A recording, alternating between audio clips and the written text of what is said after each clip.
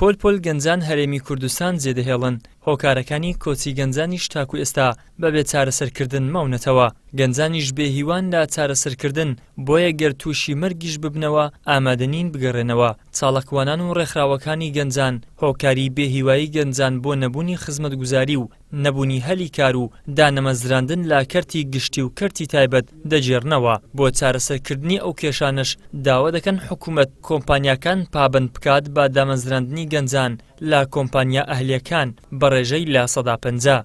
گەنج لە هەر کۆمەلگایەک بە بڕڕێی پشتی ئەو کۆمەلگادانرێت چ لە ڕووی کارەوە چ لە ڕووی ئەو بوارانێک کە بواری مرۆیەتی و چونکە دەبین کوردستان وڵاتی ئێمە وڵاتێکە کە بەروبوومێکی باشی گەنجمان هەیە، واتە گەنجێکی زۆرمانە ئێمە توانین ئەو گەنجانە لە وڵاتی خۆمان وا بکەین کە گەشەیان پێ بدەین، ئەو گەنجانە ڕوو لە دەرەوە نەکەن. بەداخەوە لە هەر وڵاتێک کە نەعەدالەتی کۆمەڵایەتیدا بوو گەنج لە وڵاتە بێهیوا دەبێت و ڕوو لە دەرەوە دەکات. بەداخەوە وڵاتی ئێمەش بۆهۆی ئەو زروفە سیاسی و نالەباری کە هەیە گەنجانی ئێمە ڕوو لە دەرەوە دەکەن و ئێمە وەکو ڕێکخراوەکان دەبی وەکو تەواوی لایەن و سیاسی و حیزبەکانی کوردستان و پەرلەمان و حکوومەتیش دەبی کار لەسەر ئەوە بکرێت کە گەنجەکان هیوایان بۆ بگەڕێتەوە دووبارە هەست بۆ بکەن کە لە وڵاتێکی عەدالەتن و هەست لەوە بکەن کە حکوومەتێک هەیە کە بەناوی حکوومەتی هەرێمی کوردستان ئەو حکوومەتەش پێویستە لەسەری کە هەڵی کار بۆ گەنجان بڕەخسێنێتن و گەنج پێهیوا نەکاتن. بەداخەوە لەو ماوەی ڕابردوو حکوومەتی ئێمە بەشێک هۆکارێک بۆ ئەوەی کە گەنجان بێهیوا بن و ڕوو لە دەرەوە بکەن.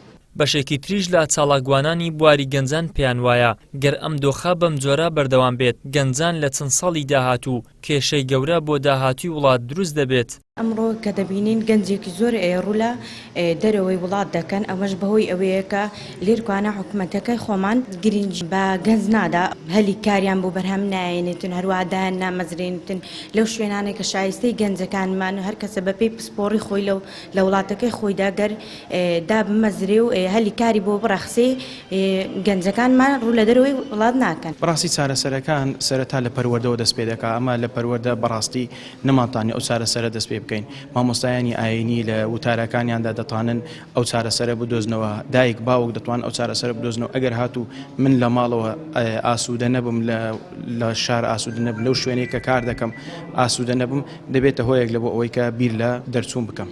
تا ئێستا لە هەرێمی کوردستان بە هەزاران گەنج ڕوویان لە وڵاتانی بیانی و بە تایبەت وڵاتانی ئەوروپی کردووە.